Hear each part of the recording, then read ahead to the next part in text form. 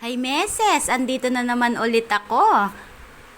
Ay ipapakita ko nga pala sa inyo mga Meses kung paano ko po tinayo yung aking maliit na tindahan. Bali po nag-order nga po pala ako sa online ng rack para po may lagayan ako ng aking mga paninda.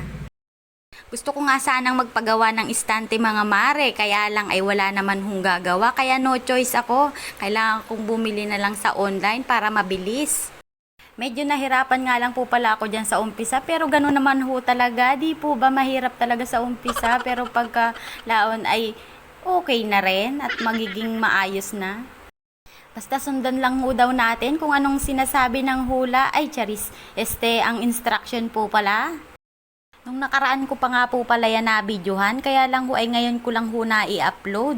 Dahil po nabisi tayo at nagsabaw-sabaw ang ating gawain. Katulad po ng pananahi at katulad po niyang paggawa ng aking pag... Okay, ang hirap pag voice over. At after 10 years nga mare ay nabuo natin ang ating istante, kaya naman po tayo ay mamimili na ng iba pang kulang natin. So ako po ay papunta na ng bayan namin para po bumili. Dahil ho yung iba na pinamili ko online ay hindi naman ho lahat ay meron, kaya po kailangan kong pumunta ng bayan. Kailangan ko pong bumili ng mga gamis dahil paborito po ng mga bulilit yon. Pati na rin po tinapay at saka kung anik-anik pa. Malapit lang naman po ang bayan sa amin, kaya naman po ang bilis ng transition at nandito na ako sa bahay. Ganyan nga pala mare ang ginagawa ko kapag wala po akong tahiin, or kahit po may tahiin ako, kailangan ko pong mag-restock ng aking mga paninda dahil po pag naghanap po ang aking mga customer ay walay akong maibibigay kapag hindi ako nag-restock. Multitasking tayo mga mare, kaya naman po pagdating ng gabi ay plakda ako, okay lang ho yun dahil po maaga ako nakakatulog at maaga rin po akong nagigising para magbukas ng aking maliit na tindahan. Marami nga pala akong biniling mga gamis mga mare. Syempre bago natin ilagay yan sa lagayan ay syempre malinis ang ating mga kamot, pati na yung ating ginamit na gunting. Syempre para po dahil ang mga bibili niyan ay mga bata at mga isip bata. Gusto rin po ng mga matatanda iyan, mga mare.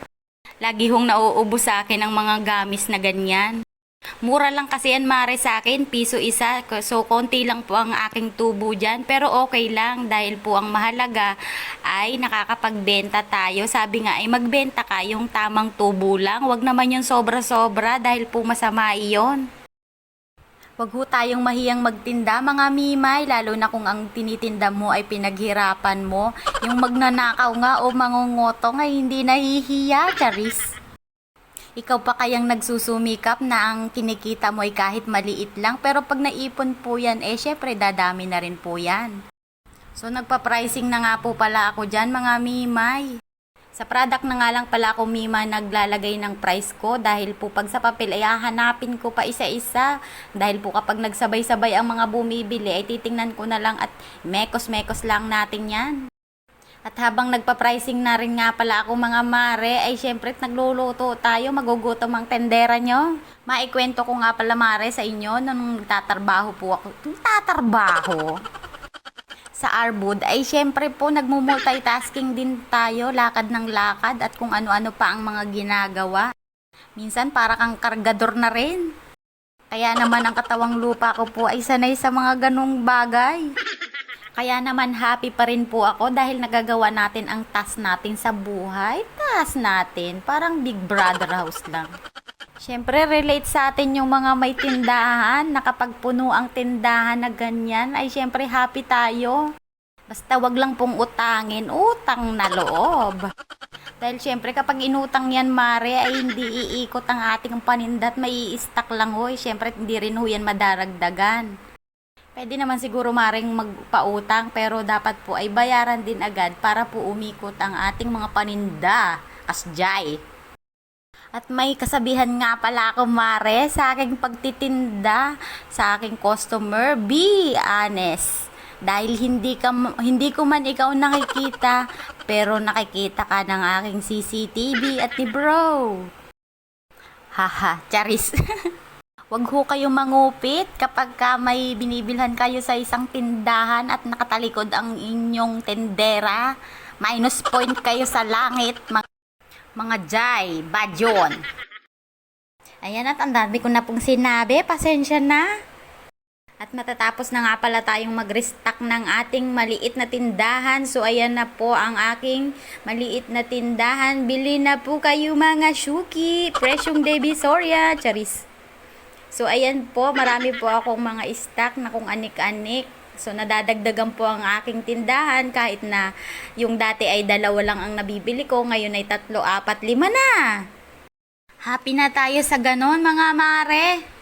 Dahil sa mahal po ng mga bilihin ay talaga namang yung 5,000 mo o 1,000 ay konti lang ang mabibili, di po ba? Kaya naman paunti-unti lang ang ating pagdagdag mga mare kung ano lang ang kaya ng ating budget. Huwag ipilit kapag hindi kaya. Siyempre may mga frozen food din naman tayo mga mimay. Dahil sa umaga ay mga may naghahanap po ng mga ganon, mga hotdog, iklog at tuyo. Kaya meron tayo niyan mga mare kahit kaunti. Thank you mga mimay sa always na panonood. Laban lang po tayo sa buhay. Kaya po natin yan. Sa susunod na vlog po ulit. Thank you Barbie. God bless. Bye!